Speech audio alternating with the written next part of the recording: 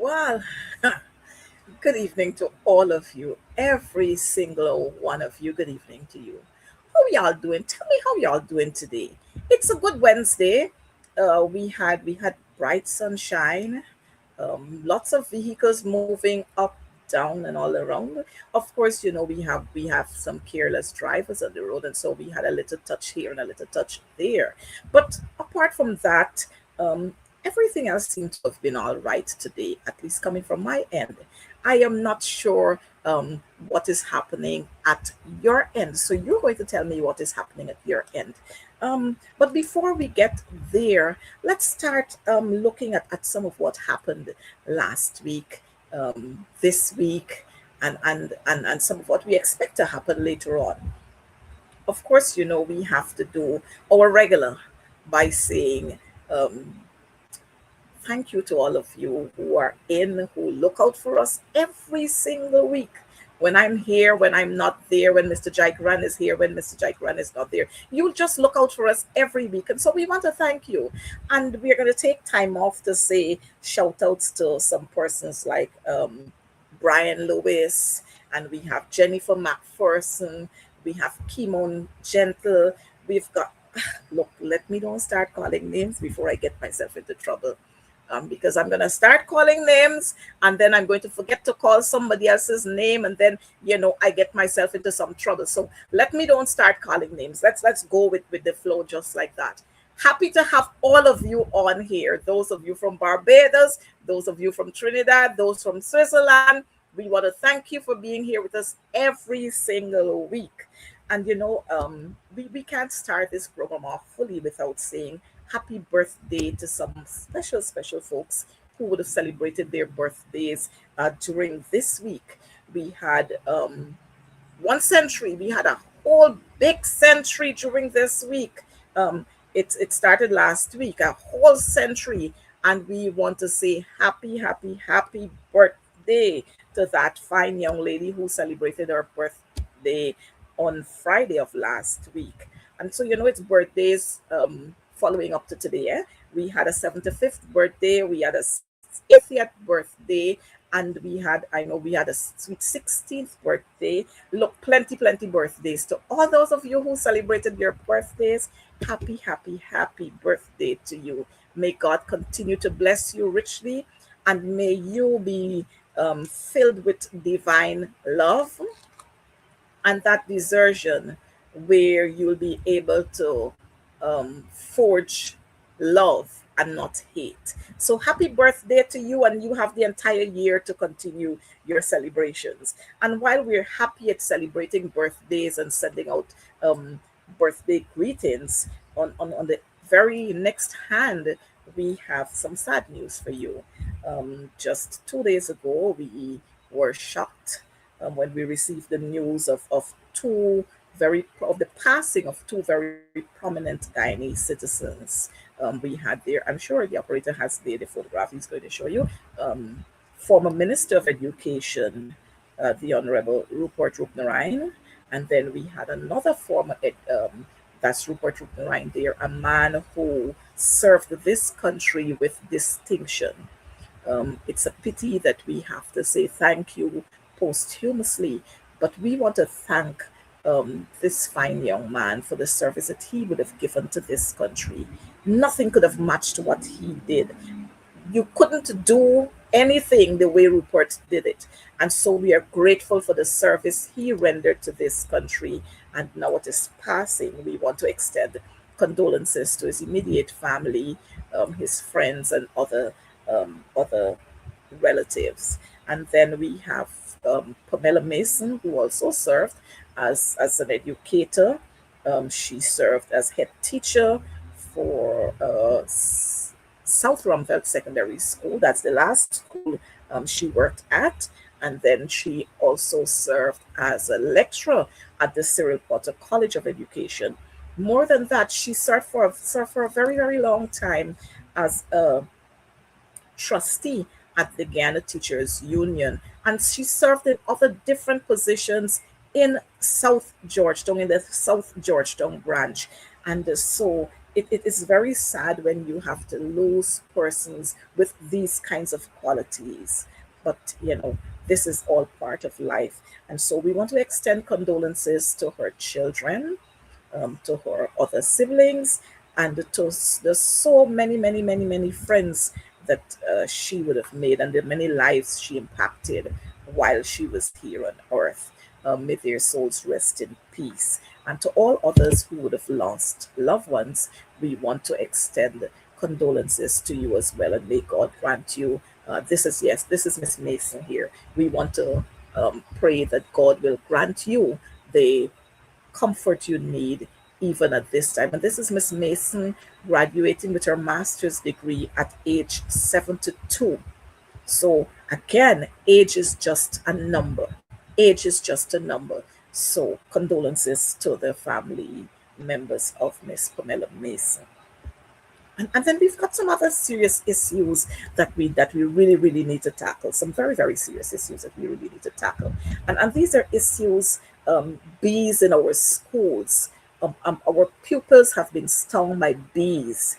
Teachers, you need to be very, very alert, and you need to be very, very careful. If you observe bees flying around your school, please, please don't take it for granted. Just don't take it for granted. We had pupils being stung by bees during this week and last week. One pupil I know was hospitalized. As a matter of fact, we had a senior woman, an older woman who came home on holidays, was stung by bees. She is now dead. So we've got to be careful with bees. And so any sighting of bees around your classroom, around your schools, then you need to alert the authorities one time. And then the other thing that you need to do is not to stick around in school to play heroes. If you're seeing too many bees, then school must be dismissed. Don't sit in schools and then you will say if you had known and that you are sorry. If you're seeing lots of bees flying around your school, make sure you have the children calm and then see them out very, very quietly and orderly. Schools must be dismissed if there are bees around your schools. And then we have, when it's not bees, then it's overcrowding, and the bees sometimes come from bushes that we have around the school's environment. At some schools you have, in the school compound it's clean, but behind the schools lots and lots of bushes. And I was hearing the bee man, I can't remember his correct name, bee man was talking about the bees, and he's saying that the time for honey is finished. Yes, so this is the school, Lusignan Primary there. The time for honey is finished, so the bees are hungry. So they're out looking for food. And anything sweet will attract them. If you have bins that are open, it will attract them. So ensure that we have our bins properly covered at schools and even in your homes too, viewers. If you notice bees are flying around, then you need to be on the alert. You need to be on the alert and act very quickly. So when it's not bees at our schools, we have situations where our schools are overcrowded, where we're having 3 and more pupils, all choked up in a bench. And this one here is disgusting, because starting 2 years ago, we would have had the $1 trillion budget, $1 trillion budget. And why is it that we're still having classes overcrowded, schools overcrowded, and the children have to be sitting 3 in a bench? It doesn't add up. If you're talking about the 21st century, then the 21st century should come with different seating arrangement. We shouldn't have this in our schools any longer. So Minister Sonia Parag, Chief Education Officer Saddam Hussein, while you're fighting with the GTU, you're ignoring these issues that are of grave concern. So deal with these issues and stop fighting the GTU. And then as we operate, I think there's some other pictures there. I want our viewers to see what is happening so that they don't say that I'm being very selective and I'm just pulling this up. And it's happening in several schools. We have Charity Secondary School, overcrowding at that school. We have Parfait Primary, We have Covent Garden Secondary. We have schools on the East Coast, overcrowding of schools. Company Road Primary, overcrowding of schools. So I don't want anybody to feel, because some of these hawks that they have out here, they always feel that you want to pick and you're petty. It's not being petty. When our children are at school, they must be comfortable. We should not have 3 children sitting in a bench and having to be choked up to be writing on a desk that is already small. So we have to look at all of this, and we must change it. We must change it. Just the same way we're adding numbers to the budget and we're approving it, we must change the situation in our classrooms, in our schools. We must change it. Our children must be comfortable. They must have running water in schools. Don't talk about the hot meal that is being prepared. That's another story we'll talk about. But as I'm on it, let me say it. We must have proper meals, healthy meals being provided being prepared and given to our children when they go there. Don't give them mildew bread. Don't give them sour channel. Don't give them overnight fried rice. It doesn't cut it. If you're having all of these monies, then we must have worth for monies. But I've said it over and over. We have lots and lots of schools across this country, secondary schools that is, where they have a home economics department. Why aren't we awarding some of these contracts to the home economics department at some of these schools? We have the Carnegie School of Home Economics. Why aren't we giving a contract to Carnegie? But we all know the answer. The answer is simple. It's if you give the contract to those schools, then you can't get the kickback. And it's all about a kickback. You know how they behave. It's all about a kickback. You can't get the kickback if you give the contracts. So please, Madam Minister, please, Mr. CEO, ensure that the contracts that are being awarded to these service providers, that they provide proper meals for our children. Our children, quote unquote, them in debad. So don't give them any nonsense to eat. And I've seen pictures of several officers posing with the hot meal or the breakfast, whatever they want to call it. And it's good, it tastes good, and look at the packaging. Yes, they do that when you are going there. But what you must do is drop in at some schools unannounced. Don't announce that you're going. Just drop in at some of those schools and you'll be amazed at what is being given to our children.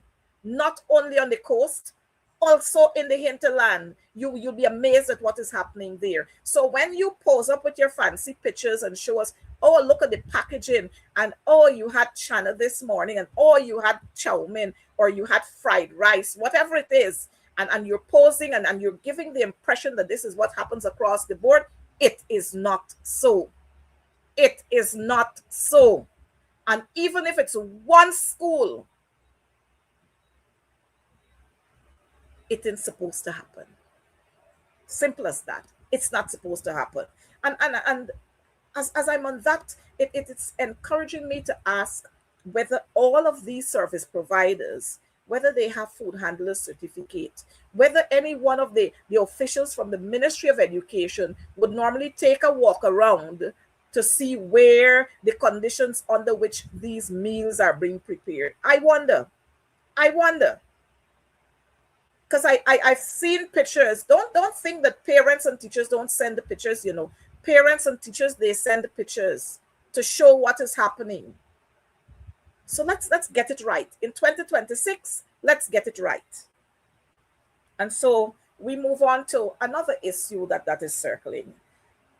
This government, they like to talk about democracy and democracy and democracy. I don't know if it's democracy or them crazy, crazy. I don't know what is it, but they sometimes get mixed up with this whole democracy talk, because democracy is only convenient when it suits them. When it doesn't suit them, it's the democracy then. But when it suits them, it's not democracy. 2 years have passed. 2 whole years. 365 days. Multiply that by 2. All of those days would have passed since the Judge Kisoon made an order, since he handed down a judgment that the government were supposed to have reinstated the deduction of the Jews and remit same to the Guyana Teachers Union.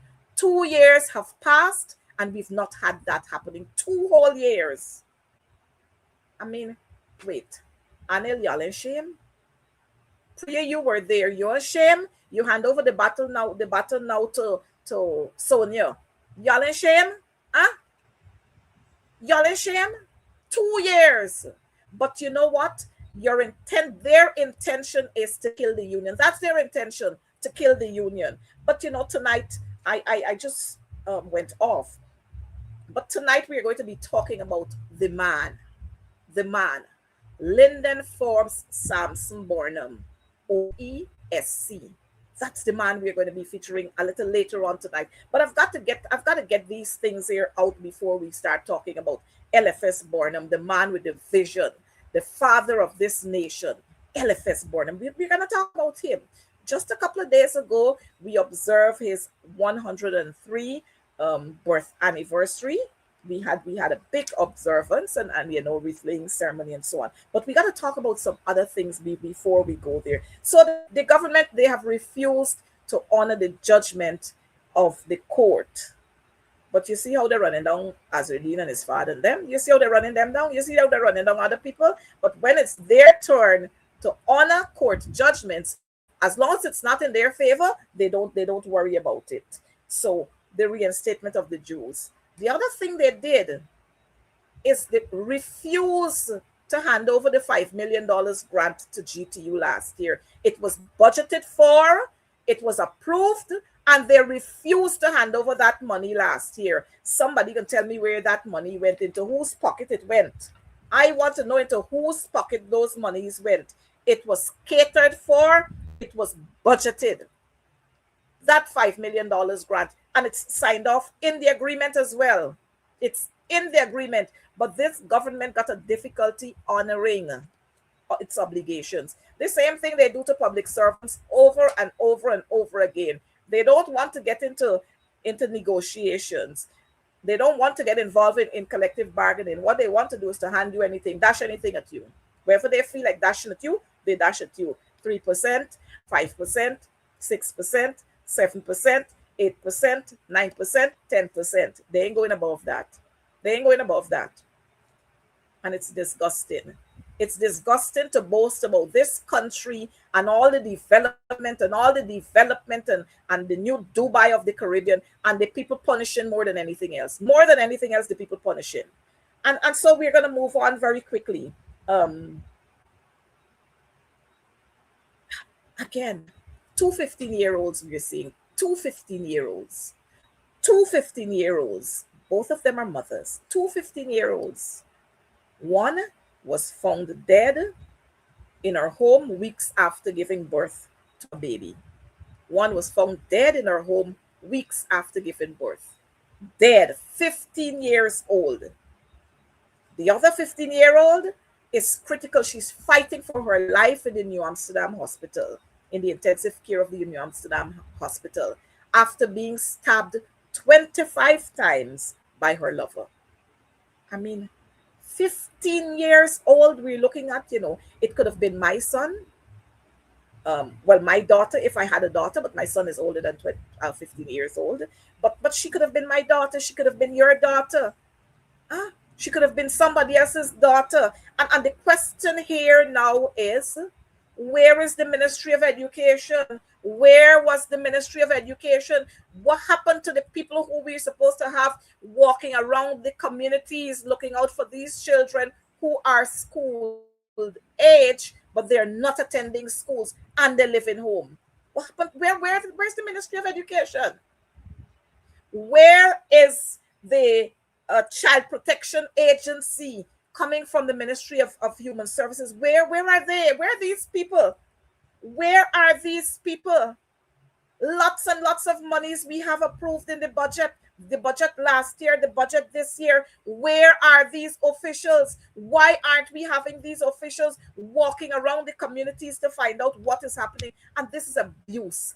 This is abuse to our children. And you know what? I've not seen any statement coming from any of those two ministers. I wonder where is Auntie Priya?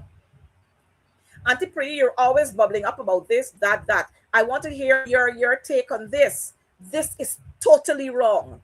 Our children should not have to go through this. At 15 years old, these two young ladies should be in school. This is about third form, fourth form. Grade 9, grade 10, they're living home. They have babies, teenage pregnancies, and we talk so much about all that we're doing, but somebody's still blind, somebody ears still deaf, somebody's still dumb about what is happening here. I mean, well, sometimes I get worked up because it's unfair, and these are ordinary people's children, ordinary Guyanese children. These things are happening too. But you know what? I think they're not going to say anything, because they had one, well, not one, they got more than one in the cabinet. They had one that we had to force to resign. They got another one whose picture was there in the newspapers with a 13-year-old who committed suicide. A 13-year-old who committed suicide, yes. So when one go out, another one come in. And this government is a shameless government. Shameless government. And I don't know where these money's going. I just don't know where these money's going. Viewers, you might be able to help me, with telling us where these monies are going. Is either they're going to they're converting it to buying chocolate so that they can purchase apartment buildings overseas, or they can construct apartment buildings and mansions here. Somewhere the money is going. It got to be going somewhere, because it's not serving the purpose. 15 years old. One dead, one fighting for her life. I mean, how do we accept these things, or how do we continue to accept these? But we're going to talk about the man that we really, really want to talk about this evening. And to join me in the discussion this evening is another man. It's another man to join me in this discussion this evening. And this man, of course, he is like Burnham, where he would have walked in the path of Burnham. Of course, his shoes can't fit, his foot can't fit Burnham's shoes, but he would have walked in that path. And so he too, just like LFS Burnham, OESC, they can't find fault with him. Of course, you hear Freddie Kissoon and them talk a whole lot of foolishness, but the same thing, they can't find fault with this man. And this young man who's going to join me in the conversation is Comrade Aubrey Norton, the leader of the People's National Congress Reform. He also served as a member of parliament and as the opposition leader of this country. Help me welcome Comrade Leader as we start the conversation on Lyndon Forbes, Samson Burnham, and who is this man?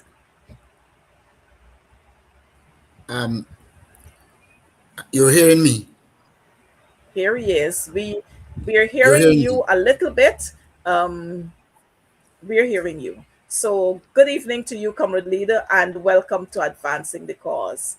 I really like the green that you have on there, right? I think it's green. I really like it. But we're going to be talking this evening. I know that you're not a stranger to this program, but we're going to be talking about the man, Lyndon Forbes Samson Burnham. I know many persons.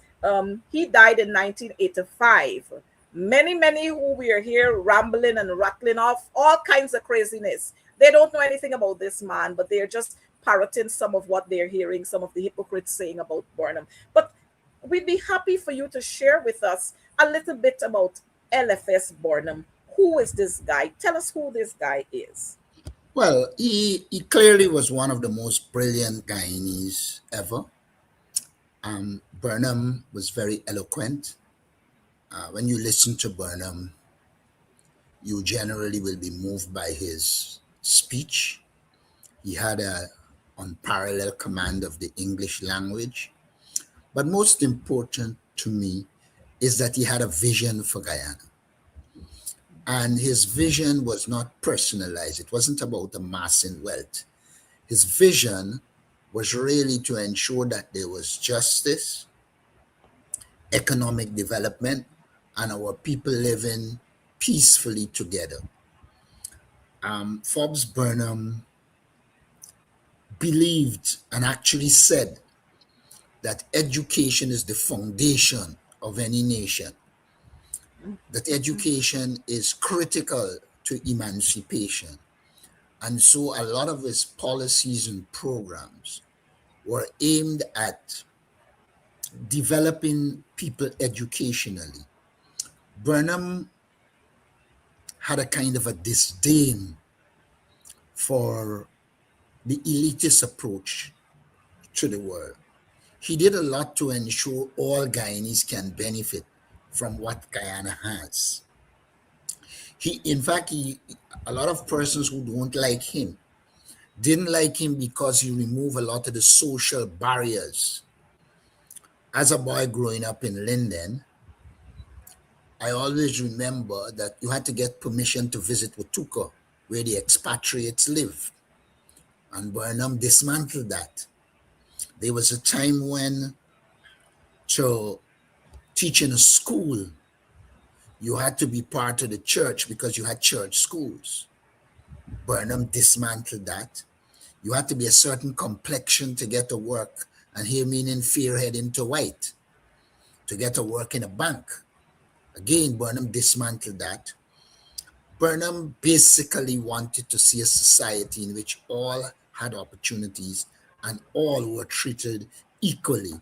And I think he fought assiduously to ensure that happened. Well, thank you so much for that introduction. I know that LFS Burnham served. He was an attorney. He served as Minister of Education. He served as Prime Minister. He served as President. I think he was also a teacher. Um, He was also tell us, mayor of Georgetown. he was also mayor of Georgetown. You see, and so this man that we're talking about, and that many people fail to want to recognize and to give honor to. This man was a rounded man. And when we look at some of the politicians and some of the, well, when we look at some of the ministers that we have now who want to talk, I'll say all kinds of crazy things. Some of them can't even fit halfway where this man would have walked.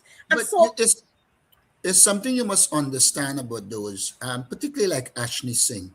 Whenever he cannot deliver on a budget and and he is in trouble in terms of arguments to support his budget, etc., he resorts to abusing and cussing Burnham, though he knows very little about Burnham. But, it's par for the course in politics. But it is our task to ensure people know the truth about Burnham. Burnham, like any human being, made mistakes, errors. But like I've always said, you cannot accuse him of exploiting people and amassing wealth at the expense of people. And so in that regard, Burnham is way ahead of the leaders in this country. Comrade Leader, I read just a couple of minutes ago, I read just a little excerpt from one of Burnham's speech where he said, "A nation is not built. A nation is not built.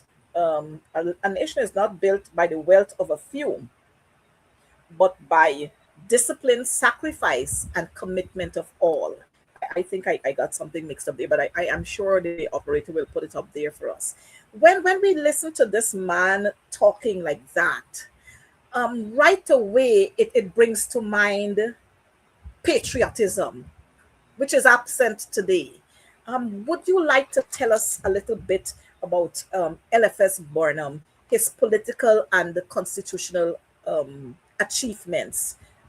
Before you get there, you have to understand the context in which Burnham emerged. Burnham came back from England at a time when the anti-colonial struggle was ongoing.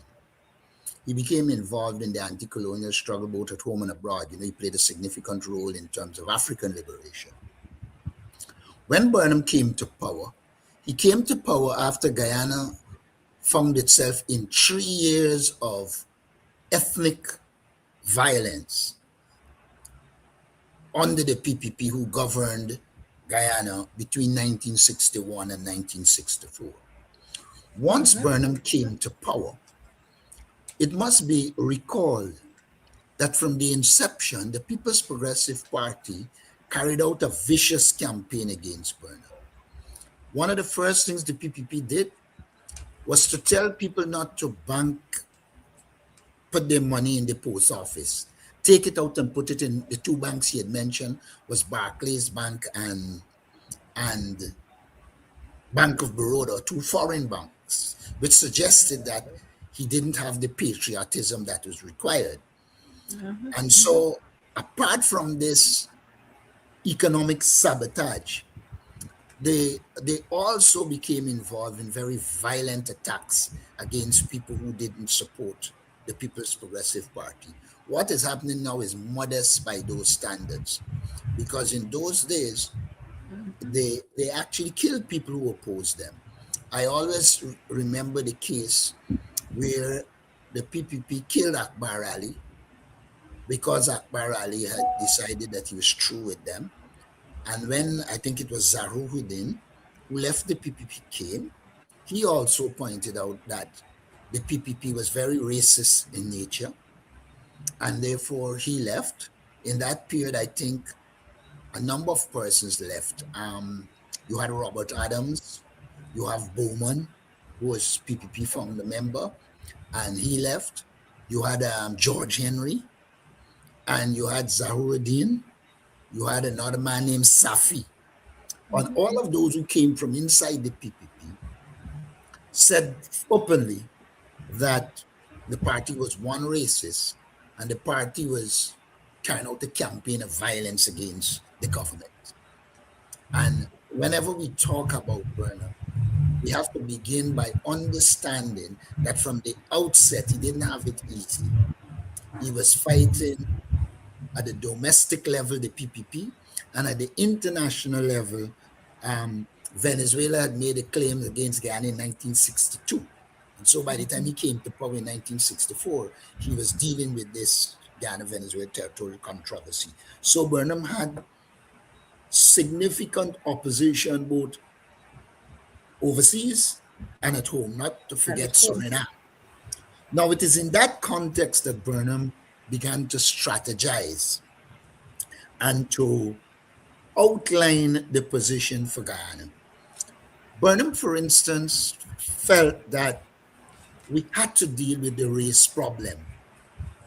And so he appointed Winifred Gaskin, Minister of Education and Race Relations.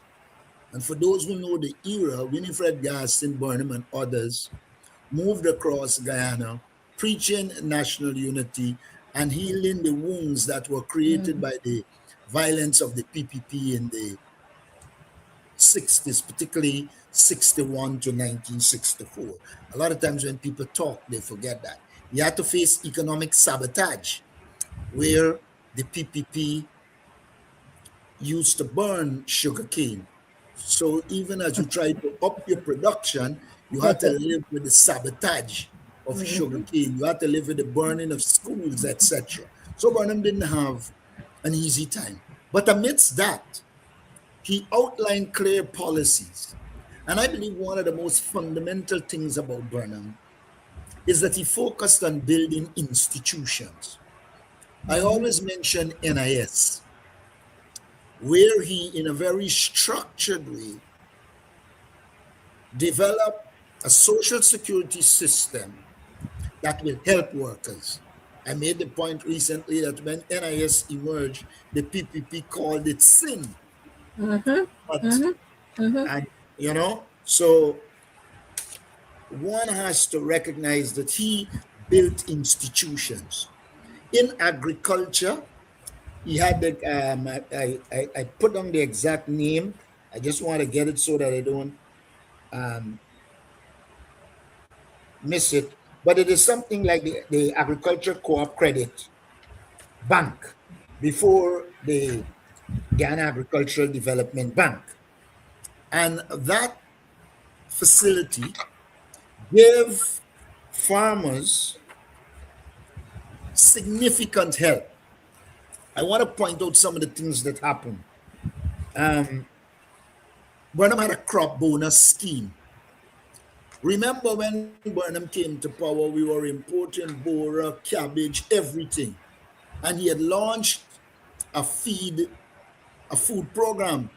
People only focus on feed, oat, and clothe yourself by 1976. But from the inception, he established a food program, an agricultural program to produce food. And he delivered crop bonuses to anybody who got into the coconut industry, the black eye industry, the vegetable industry, especially cabbage. Mm-hmm. Mm-hmm. People forget that he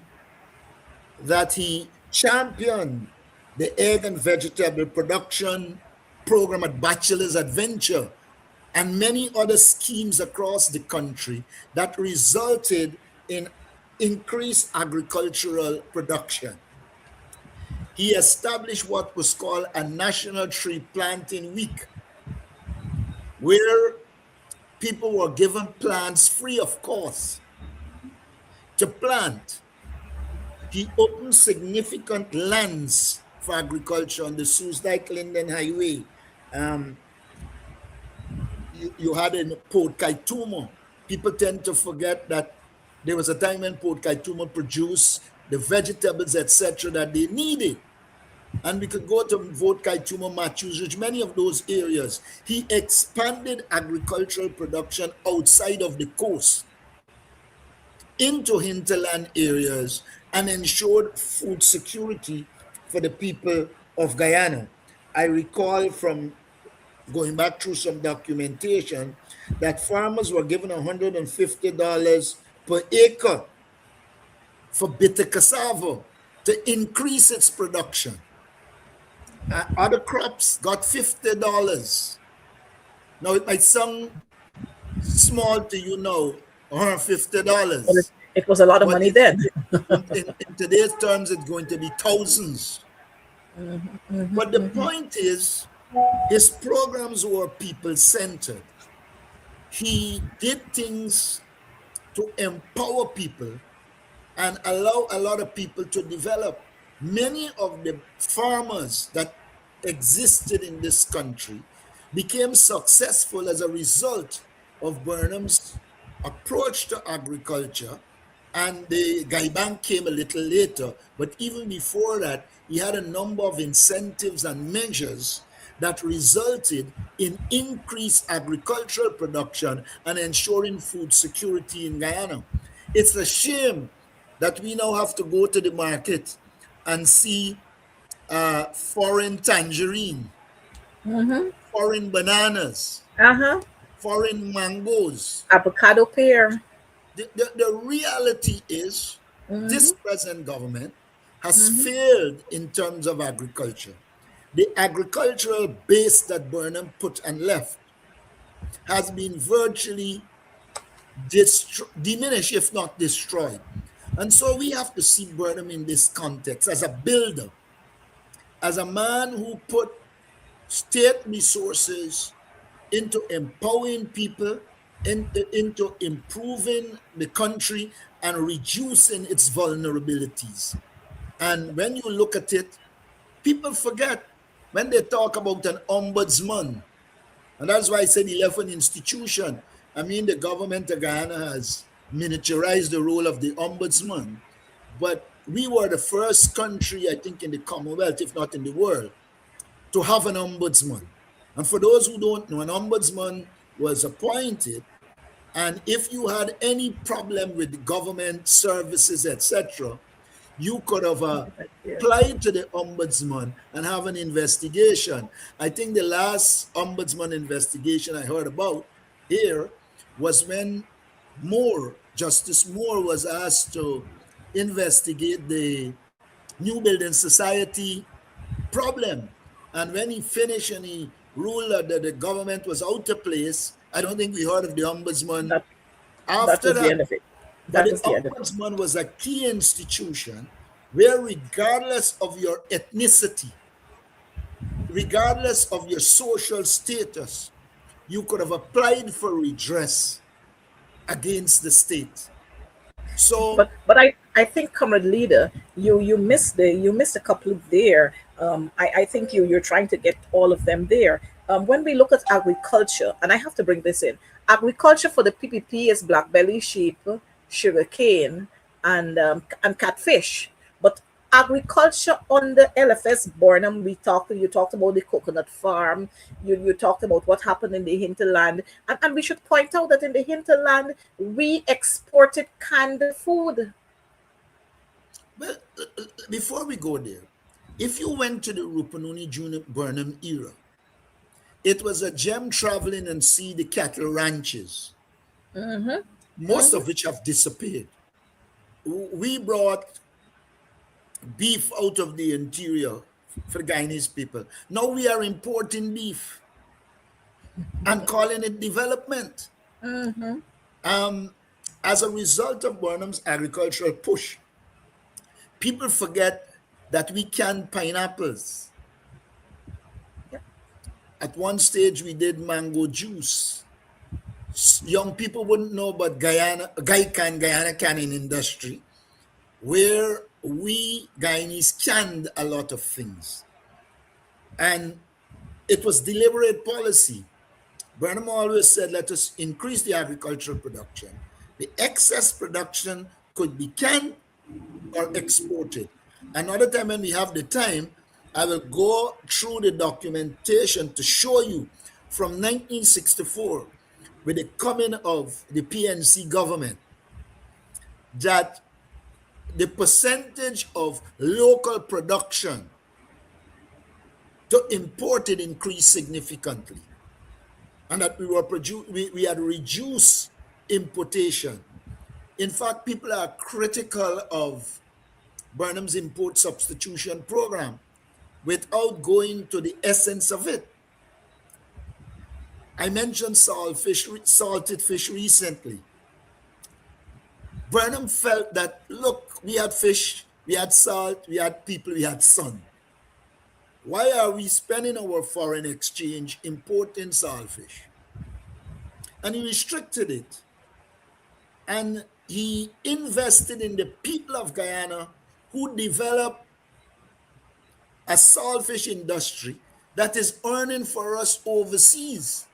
And the PPP cannot talk about discrimination here because all Guyanese were trained. And so he had a vision which said essentially, yes, there are things that we need from overseas, but there are some non-essential ones we need not fight with when we could produce it at home. And so when I say he created institutions, I mean it wasn't programs and projects that just appear for a little bit and disappear. They became institutionalized in the society. In the case of salted fish, it became an industry by itself that began to export. The same is true with pineapples. And so you were talking about a man who had a clear vision for Guyana, a Guyana in which you produce most of the food you need, and then you move in the direction of manufacturing and industrializing to be able to process those. People forget that it is Burnham that set up NARI, the National Agricultural Research Institute. I was going to come to that. And in that period in agriculture in Guyana, we did significant research on how to control pesticides, insecticides, etc. And we were very successful under Burnham in terms of doing that. But again, all of this would have gone through the window. All the PPP tell you about is the size of the budget. It doesn't tell you the outcomes. And I'm saying to you, the outcomes in terms of agriculture under Forbes Burnham were very, very significant. And that other crops outside of rice, sugar, other crops became an industry by itself and contributed significantly to the development of Guyana. And the man that should be credited for creating an other crops sector that helped us significantly and can continue to help us if the government do the right thing. That man is Lyndon Forbes Sampson Burnham. Lyndon Forbes Sampson Burnham. But you know, comrade leader, as we talk about agriculture and the economic programs that LFS Burnham would have instituted, coming to mind right away is the MMA ADA scheme. And you know, these are the things that the PPP will never talk about. But it was Burnham whose initiative it was. And then we had this strengthening of the irrigation system or irrigation projects in Blackbush Polder. Maybe you might want to tell us a little about that, the Blackbush Polder and If I Burusiri. recall, And Blackbush poll is significant. If I recall, it started under Dr. Jagan. I will double check it. But whether it started or not under Dr. Jagan, and if it did, you should be given credit for it. But the reality is, Burnham didn't take the childish approach of the PPP of disbanding everything that came from the PNC. Burnham took the approach that a project like Blackbush Polder is good for Guyana. And he contributed to ensuring it was expanded. I will double check to see. I don't think I recall that it might have started under the PPP. And I don't like taking credit for things that others would have done. But the significance of Blackbush Polder is even if it started under Dr. Jagan, Burnham continued it, improved it, and didn't become involved in some vindictive schemes. I don't believe the government or the PPP can show any project that was useful, I'm talking that was useless, that was useful under the PPP that Burnham didn't continue. And when we talk about agriculture, people must remember it is Burnham that introduced duty-free for agricultural machinery, fertilizers, weedicides, all those things. A lot of the things that were related to agriculture, it was Burnham who ensured they have duty-free concession so that people can access them and use them for the development of Guyana. And so one has to really and truly catalog, the process of cataloging the many things that Burnham did. We got to catalog what they consider to be the negatives. They spend all their time doing that. So we have to put out the positives of Forbes Burnham. And when we put it out, it will be clear to everyone. Burnham, when University Ghana was established, it was established under the People's Progressive Party. But Burnham didn't abandon it. Burnham, in fact, built Turkine campus. Whenever we talk about university education and Turkine, this is a campus that was built by Forbes Burnham for a program started by the PPP. He expanded it. And I'm showing this again to show you the maturity of the man. This was a man who, yes, there's no doubt that he was critical of it when it started, and he had good reasons to criticize it. But he thought that, the criticisms apart, it had used value. And so what he did was to improve on it, ensure that it got a proper campus, so that today we talk about Turkine and people forget that Turkine was built by Lyndon Forbes Sampson Burnham. And we need to point that out. And that has to be pointed out in the context of free education at the university level.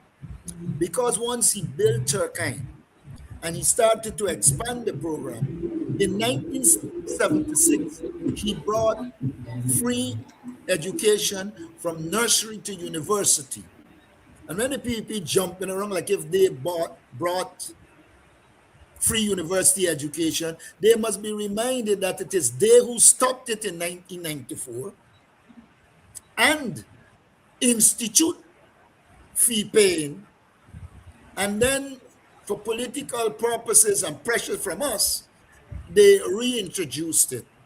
But the whole concept of free education at the university level is a concept developed and implemented by Lyndon Forbes, Sampson Burnham. So, so current leader, as we talk about education and Burnham expanding education reform and its expansion, it is important to note as well, and we have to keep sounding this alarm that it was Lyndon Forbes Sampson Burnham who instituted free education from nursery to university, like you said just now, and we have to keep sounding this alarm and ringing the bell because we're having now. I just heard one of the PPP's MP, none other than James Bond, who was praising the PPP for free education and granting him the opportunity. I mean, if you don't know, just don't say anything. But we must ensure that you're well aware, you're knowledgeable about things before you talk. We had free education then under the PNC. And like you said, it was the PPP who added a price to free education. And we know why they did that, because they did not want to have ordinary people having higher education. They wanted you to stay, like my one of my colleague, a former colleague used to say, mentally lazy so that they can control you. But we need to point out as well that it was LFS Burnham who extended the primary and secondary education program, where he built the multilateral schools and the community high schools. And I'm sure there was a reason for doing that. You know, when it comes to things like education, James Bond doesn't have the sapience for us to discuss him. So I won't want to discuss James Bond. He lacks the sapience to I discuss. just thought I should mention that But about the free I want education. to say a few things about education. When Burnham came to power in 1964, outside of the private and church schools, there were 13 secondary schools in this country. It was Forbes Burnham who began to build secondary schools in rural areas, in the hinterland. Mm-hmm. And by the time he died, across this country, poor people, children had access to secondary education. And so all the nonsense they are talking, when you go to the facts, it will be clearly established that it is Burnham that created a network of secondary schools in this country. The PPP might have built some after, but we inherited from the PPP in 1964 a situation where our rural children did not have access to secondary school in their communities. They would have had to come to either QC or Bishops, or in the case of Linden, to Mackenzie High School, wherever. But Burnham, in a very structured way, began to build secondary schools across this country, outside. In fact, if I remember the figures correctly, the first 14 that were built, only 2 of them were in Georgetown and Linden. Most of them were in rural areas so that its children can access them. And this is before the multilateral, which will come after. And a lot of people miss the concept of the multilateral. Burnham's intention, Burnham recognized that there were some people who had skills with their hand. They were technically good. There are those who were going to be academic. And the multilateral school was intended to like bridge the gap. You could have academia if you were academic oriented, but all of those schools were built with facilities for technical and vocational training. And so people who didn't have the high level academics, for the want of a better phrase, could have had an alternative in the multilateral school. And today, when one sees the need for technical people, one must be happy over the fact that Burnham focused significantly on technical education and expanded it out of Georgetown, out again outside of Gaisuko and and Denver in Linden. It was the Technical Institute in New Amsterdam and those things that Burnham became involved in that helped to expand technical and vocational training. So he was somebody who focused on bettering the lives of the ordinary man. In fact, to use his own words, he wanted the ordinary man to be the real man, or the small man to be the real man. Um, and while we're at that, Chief, I just needed to let our folks know that we had two residential hinterland schools that were built under the PNC, St. Ignatius Prime Secondary and Mabaruma. And so when we hear the PPP talk about, oh, we are putting derms in schools and we are building schools here, and we need to let the facts must be out there. And so Sonia and Ashley Singh and all the host of them must understand that it was under Lyndon Forbes Sampson Burnham that we had these schools built, and the first residential schools that were built in the hinterland. And this just goes to show that all the talks we hear about Burnham being a racist and Burnham being this and Burnham being that, Burnham was a man for the people.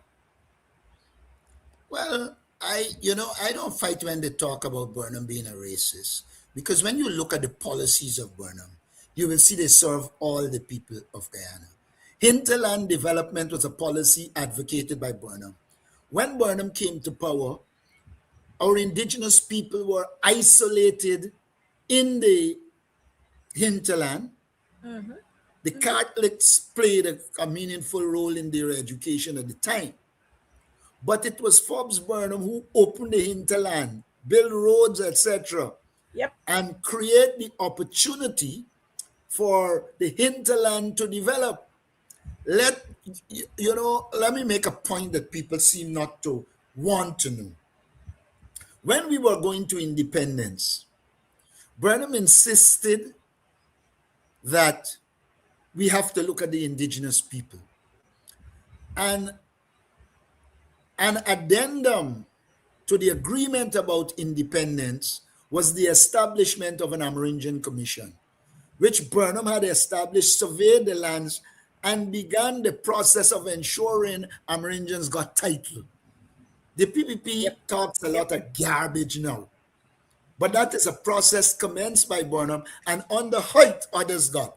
So we have got to be in the forefront of letting people know what Forbes Burnham did. I mentioned at the reclaiming ceremony that if you didn't have a certain height, you could not be in the police force. And it was felt at the time that the law excluded essentially Amerindians and Indo-Guyanese.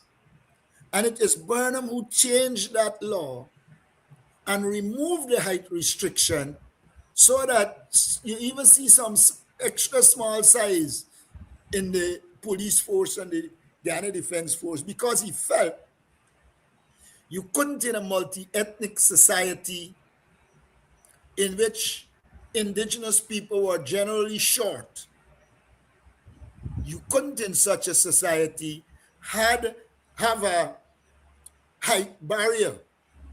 It meant almost axiomatically that you were excluding particular groups. And when Burnham made that change, I don't think it was made for Afro-Guyanese. It was made for all Guyanese who had the ability but lacked the height. And so all of these things we need to focus on. That hinterland development program, people who travel to the Rupununi now by road, however bad it was, must know that there was a time that you couldn't get there by road.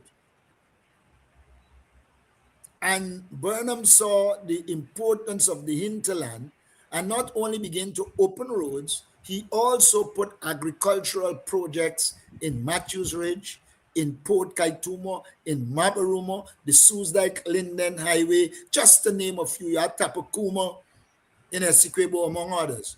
So here was a man who was bent on building Guyana and Yep. not destroying it.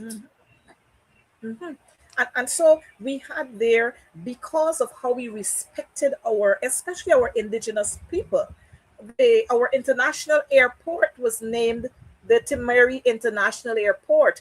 And you know, when you hear the PPP talk about putting people first, you're putting people first, and you're taking off a name from that was named after one of the group of people, one group of people in this country. You would have removed their name, and you're now idolizing a person or some persons. And you know, they might want to talk about, oh, there are places that were named after LFS Burnham, and they were this and they were that. But the thing is, there was never any place that was named by any of our ethnic group that Burnham removed the name from. And so, our viewers, we want you to understand that LFS Burnham, the man, was a people's person. He was patriotic to heart. And we cannot take that away from him. When we look at what LFS Burnham did in terms of spearheading our country's largest housing project, not like what we're having now. You have a housing scheme and there's no water and there's no road and there's no electricity, but they send you go and they go and live. When No, we but talk about, go right correctly, ahead. we have to deal with this carefully. It is not just housing schemes. When Burnham, first of all, Burnham set up a mortgage finance bank, Ghana Mortgage Finance Bank, that gave extremely low interest rates to poor people so they could build houses. First thing. Second thing, Burnham didn't give people house lots. Burnham built houses. And mind you, he built houses at a time when we didn't have oil money, at a time when the PPP is sabotaging the economy. But his commitment to people, and there is no region that I can recall in which he didn't build houses. Whether it's New Amsterdam, Region 6, Region 5, Region 4, Region 3, you can go and see housing schemes that were built by Burnham, and people went into them and then paid for them through a process.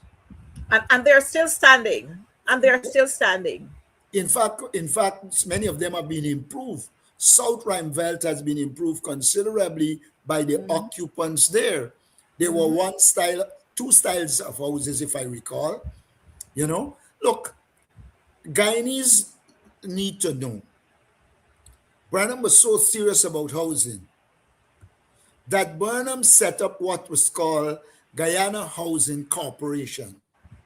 The scheme that is called GUYHOC is really the abbreviation for Guyana Housing Corporation. And the houses that were built by Guyana Housing Corporation were two sets, if I recall at the time. The one by Tocqueville and the one on Mandela Avenue. One I think is GUYHOC Gardens and one is GUYHOC Park. He developed a company to build houses for the people of Guyana and put them in it. And so when people talking, I see now after we talk about doing it, the PPP said they're going to do it. The problem you're going to have is quality, because for them everything is money. Everything is family, money. friends, and favorites. But we must acknowledge and always make the point that at a time when many Guyanese could not afford a house, Forbes Burnham in Bartik or New Amsterdam, you name it, built houses for the people of Guyana, and they moved in and paid for it after. And that is significant. How could you, a budget allocates resources. And here was a man who allocated significant resources to building houses for the people at a time when we didn't have much resources. they can try to bastardize him as much as they can. Let me say this. The most persons trained on scholarships in this country was under Lyndon Forbes Sampson Burnham. You're saying that Across the country. you were saying that Across the, Barrett Jack there was a recipient too. he might have had a party scholarship, I'm not so sure. But I know when he came back, he worked with state planning. But the point is, you had a structured scholarship program that the average person could have accessed. Even though when Burnham made UG free, there were still a lot of people who could not afford to go to the university, and they were given scholarships. And you know, when I hear they talk about you have to have a party card to get a scholarship, it's a lot of garbage. Many people got scholarships that didn't have a party card. And so we must stress this fact that apart from free education from nursery to university, he in a very structured way developed a scholarship program so that people can access it. No lawyer on the Burnham, or no person with the ability and had the potential on the Burnham to become a lawyer was deprived of a scholarship. They got scholarships and they did law first here and then in the Caribbean. So I ignore a lot of the garbage that is said. When I saw Freddie Kissoon talking, you know, I really wouldn't respond to Freddie. It doesn't worth a response because the record will speak for itself. And you can hate a man how much. You can't change the fact that you yourself benefited from what he did. And here I'm talking about Freddie Kissoon. Maybe and that his policies and programs were aimed at promoting and giving rights to the people of Guyana. But you know, comrade leader, when we talk about Lyndon Forbes Sampson, the man, we've got to be able to allow our viewers to note too that it was under Lyndon Forbes Sampson Burnham that we had the co-op system established. It was under Lyndon Forbes Sampson Burnham that we had the nationalization of many of our industries. It was under the very same Lyndon Forbes Sampson Burnham where we had all these the credit unions established, and that in itself was a way of making the small man a real man. Yeah, that is true. You know, I want to respond to something that Freddie Kissoon said. I don't know, I was at university lecture, he doesn't read. But when he said that Burnham put Republic Day because of his birthday, I want him to go to the parliamentary records and read.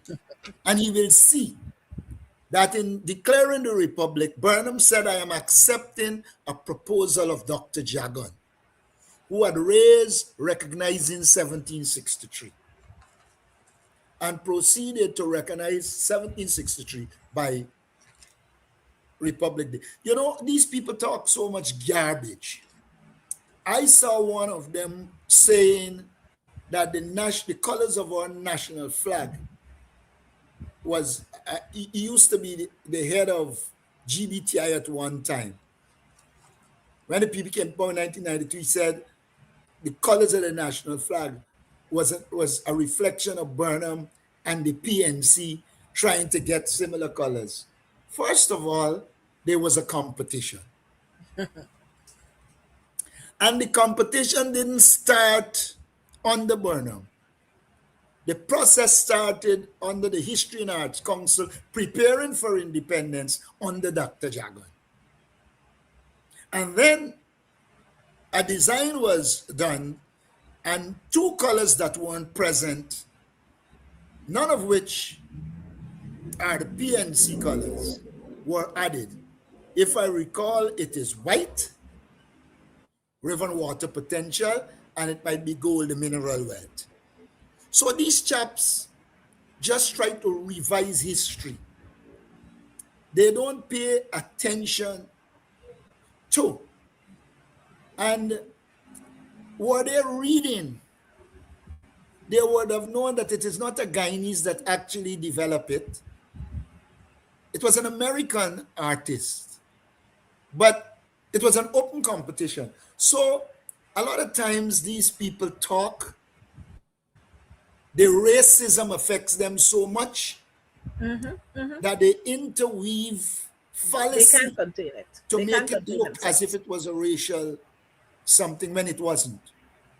And I wanted to put out the truth there about the national flag because I'm seeing here and there it is emerging by some people trying to say it was a reflection of the African liberation colors and it was a reflection of the PNC colors.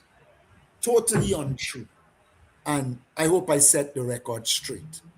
Well, comrade leader, we're gonna have to always ponder this because, like you said, we can't erase the fact. But if we were to talk about Burnham, LFS Burnham, the international man, the Caribbean man, um, I'm sure many of our viewers, they still don't know um, when anything really about Burnham in terms of his role on the international scene. Not what we have now. People can't pronounce words, and the international embarrassment that is being caused to us. So we have to talk about this. Burnham, the international man, and the Burnham, the Caribbean man slash the international man. Forbes Burnham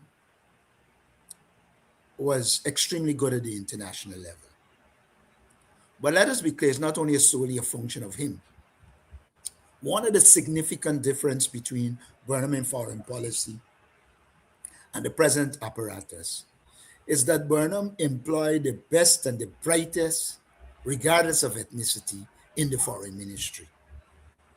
And so the foreign ministry had a very good support staff. The likes of Lloyd Sewar, the likes of Dr. Barton Scotland, Ronald Austin, um, Rudy Collins, just to name a few. When you Rashley Jackson, to Sridhar Ramphal, when you travel in those days, you felt respected. I recall my first visit to the United Nations in the 80s.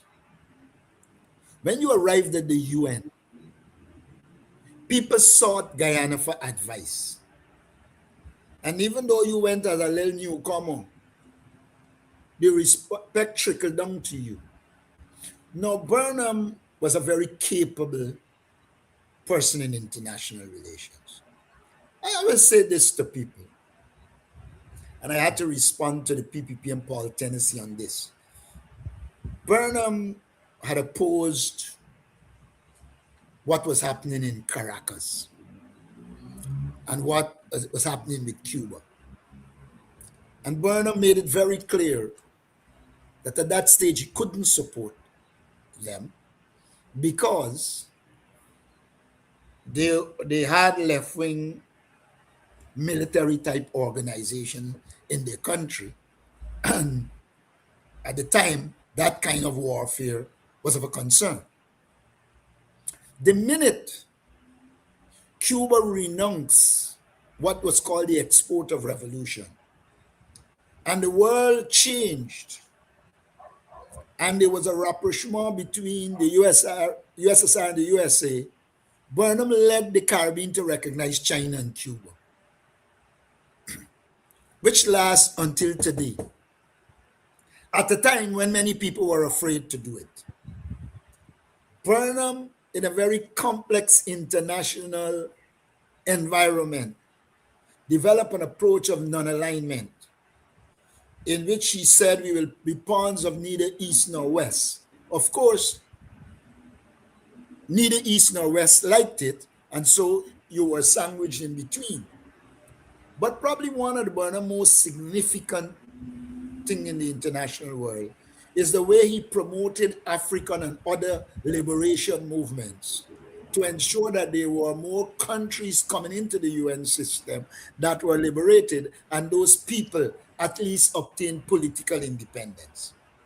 As a poor country, Burnham in the 70s gave 50,000 US dollars to the liberation movement. It was criticized by Dr. Jagan, but he did it nevertheless because he understood at the time that people who are in bondage anywhere will affect we who had political independence. And so he developed a comprehensive approach to this whole question of the liberation of third world countries. He was critical in promoting South-South cooperation. You know, everybody talking about BRICS, which is a reasonably good initiative. But people forget that Burnham and others, the likes of Nyerere, advocated for what was called South-South cooperation, that small and little mid-level countries should cooperate among themselves to develop themselves and therefore remove the vulnerabilities that exist as it relates to the big powers. South-South cooperation began. Nothing in international relation achieves its objective overnight, except you're going by war. And even after that, you don't achieve your objectives that we've seen from many of the wars in the world.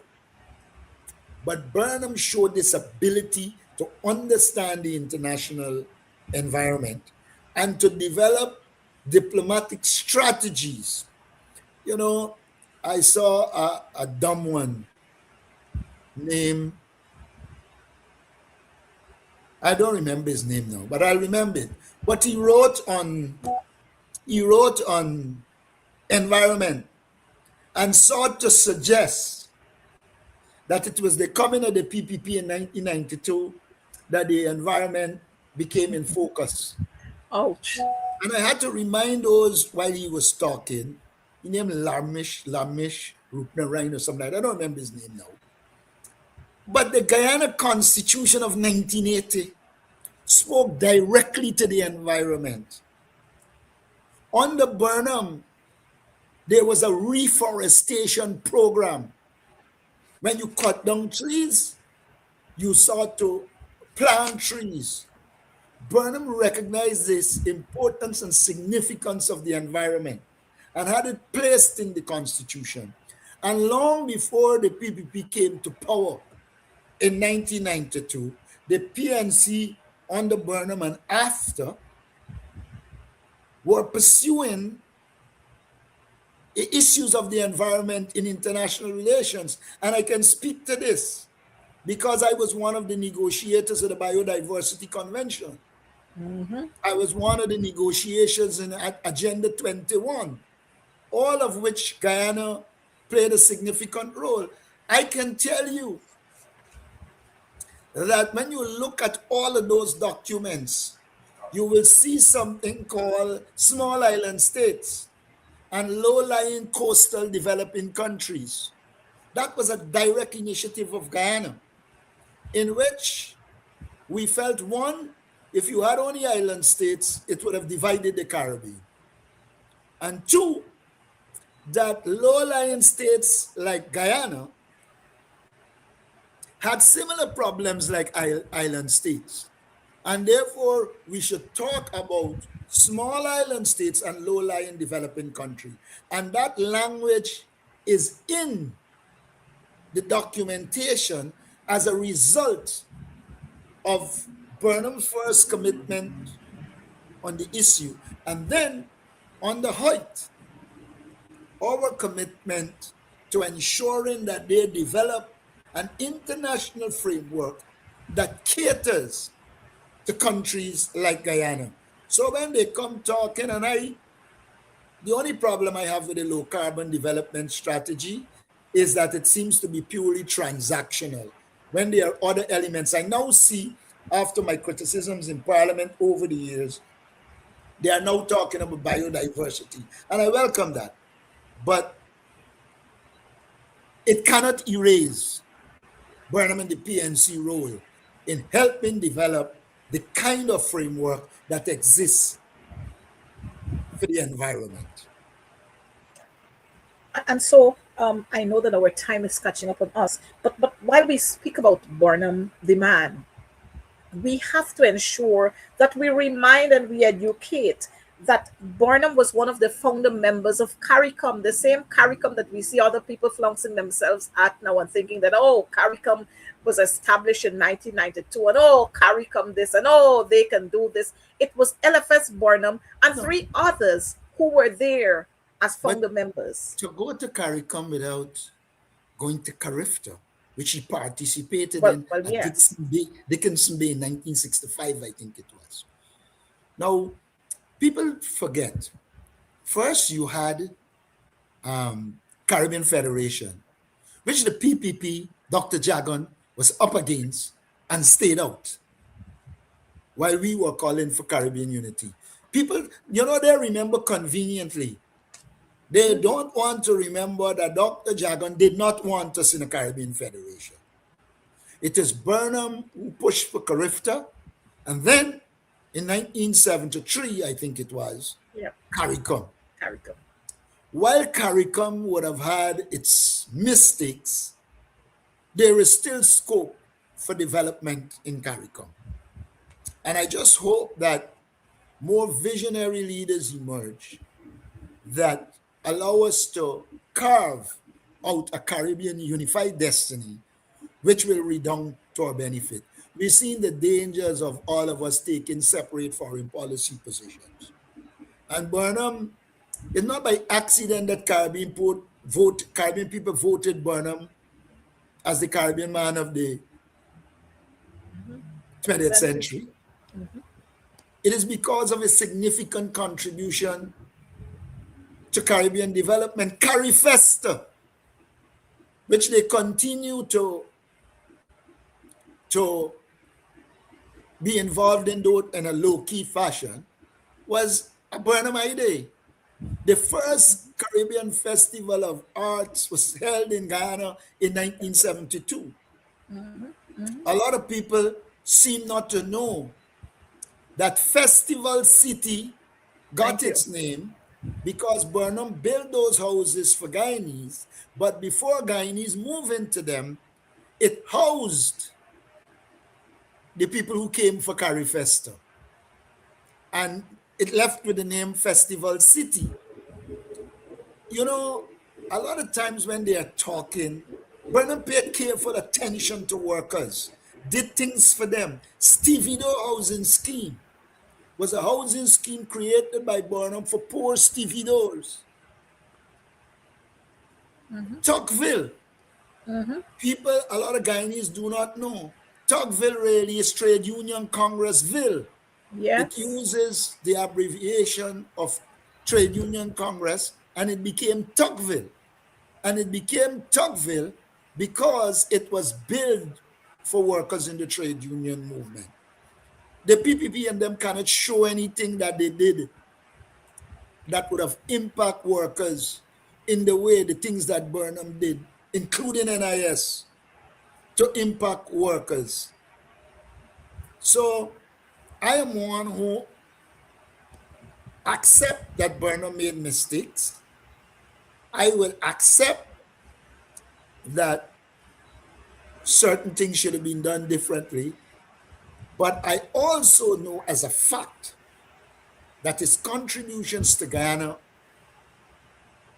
were extremely significant, continue to be significant. They criticized the Demerara Harbor Bridge. In fact, they became so vulgar. They went on a radio program, PPP people, and said Burnham should name it Viola Passage. They were that vulgar. And then they begin, when it was clear that this bridge will link West Demerara and East Demerara, they didn't have the decency to admit it. They just use it and progress. Having criticized building a floating bridge, they then went and built one in Berbice. It's the nature of the beast we're talking about. And then have the audacity to say they built the first high span bridge, I had to remind them that you know, significantly without oil money, what Burnham did, he built two key bridges at the same time. In 1978, Independence Day, we opened the Kanji Bridge, which is the first high span bridge. The same year, on the 2nd of July, we opened the Demerara Harbor Bridge. Without oil money, with proper management, we built two significant bridges. And you know, one of the things about the projects under Burnham, they met their deadline. Yep. Something that doesn't happen now. So all I would say to PNC supporters and members and to the wider society, we have a great legacy. It's for us to promote it, teach our children, and let them know what the reality is. Well, Comrade Leader, before we go, I must let our viewers know that it was on the Burnham that we had the Kalai bicycle. Kalai, I hope I'm pronouncing that right. The bicycle, K-L-Y. the bicycle assembly plant. It was on the Burnham that we had the soap factory. It was on the Burnham that we have the tapirs being assembled here. Well, I know quite a lot of them wouldn't know what is a tapir. I'm sorry that I don't have a picture there to show. We had the GPC, Guyana Pharmaceutical Corporation. We had Gynec. We had the Sonata Textile Mill that Jagdio took and gave to his friend. That was Burnham. And it was from there we got our clothing to make our school uniform. You left out some key ones. We had the glass factory, we had the clear big factory. And so these are all information that we must put out there so that we don't have the craziness happening there. Oh, Burnham banned flour. Oh, Burnham banned potato. Oh, Burnham banned split peas and all the kinds of nonsense. And we just fail to give recognition where recognition is due. It was on the Burnham that we got the holidays. When we had other holidays, it was on the Burnham who was able to establish and make national Pagua and Diwali. So when you talk about, oh, Burnham was a racist and Burnham was a racist, and you have the facts there to show, again, the PPP, they don't have the decency after they would have spilled a whole lot of trash to come out there to admit the facts. Probably the worst thing they did was spread a rumor across the country and the world that Burnham was the 5th richest black man in the world. Up until now, they can't show no evidence. The wealth that these here amass in 4 and 5 years and 10 years, Burnham spent many years as a president, 21 years to be precise, as head of the country. And he did not amass wealth. So when they're talking, he has to be seen as, when it comes to the resources of this country, a man of integrity who would have had the opportunity but did not steal Guyana money. He never ran a kleptocracy. He ran a government that sought to deliver goods and services to the ordinary people in Guyana. And that's a reality. As a matter of fact, I want to close by saying, if you were to check the ministers who served under Forbes Burnham's government, you would recognize that many of them did not even have their own homes. And those who had homes, they had very modest homes.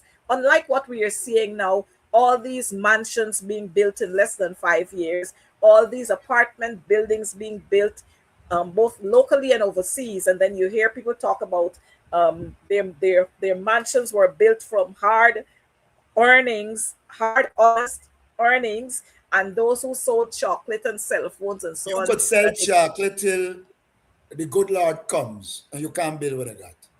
And you know, I've been challenging them to put their wealth against the legal earnings, and let's see. And it's so disgusting when there were policies that were implemented under the PNC. They cussed them out. As a matter of fact, I can vividly remember the plantain chips that um David Arthur Granger was talking about, and they cussed that out. And it's surprising now that they are promoting the plantain chips industry. But again, that's the beast we're talking about. The shameless group of people, the people who don't put people first. Comrade Leader, I want to thank you so much for being here with us. I know that we're Thanks for running having over me. Sherrod's time. I want to thank you for being here with us. But I want to put you on notice that we can't stop here on this discussion with this visionary leader, this leader who instilled purpose and pride not only in himself but in us as Guyanese. And we just fall short of talking about what catered for our young people, the Guyana National Service. But we'll have to talk some more about that, because this was a man of vision. This was a man who cared about his people. This was a man who was putting his people first, unlike those who we have now. But again, it was Burnham again who whose idea it was to have the President's College School of Excellence established. And I want to throw out a challenge to Sonia, because I'm hearing Sonia, the Minister of Education, saying she was a student of President's College. My challenge to you, Sonia, is to make President's College what it was then when you were there. And you see, President's College now, we don't want to talk a lot about it, but President's College, the School of Excellence under Burnham, will continue to be a threat to the PPP government. Every institution organized under Burnham will continue to be a threat to the PPP government.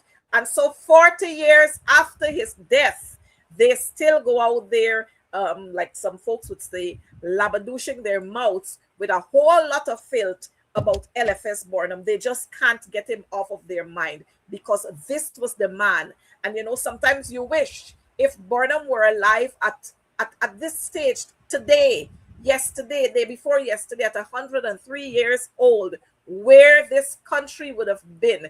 We probably would have been surpassing China and all of those places, because the man had a vision. So again, Comrade Leader, I want to thank you so much for being with us. Viewers, we want to thank you for being here with us. And so, Comrade Leader, I'll allow you the privilege of having your closing remarks. All I would say is simple. Guyana benefited significantly from Burnham's policies, programs, and projects, and no attempt to erase him from history will succeed. His vision went way ahead of his time. And even now, as the government approach things, you're seeing many of the things they steal under new name, like grow more. They're frightened to put on food. So they just left it at grow more, because Burnham had grow more food. That's all I would say. Yeah. So again, thank you, Comrade Leader. And we Thanks, will Bob. close with that little quote from LFS Burnham. We wanted to play a recording, but we are having some difficulties playing that one. But we're just going to leave you with this, viewers. And so you'll understand that this is the man, even though he's gone, his policies, his initiatives, his vision will continue to live on in this country. Many in the Caribbean remember us as the food basket of the Caribbean, and that was under LFS Burnham. So, viewers, thank you for being here with us. Remember to be careful on the roadways. Remember to look out for each other. And just remember that we are one people, one nation, one destiny. See you next week for more on advancing the cause. And there we'll talk a little bit more on education. That's all we have for tonight. Goodbye.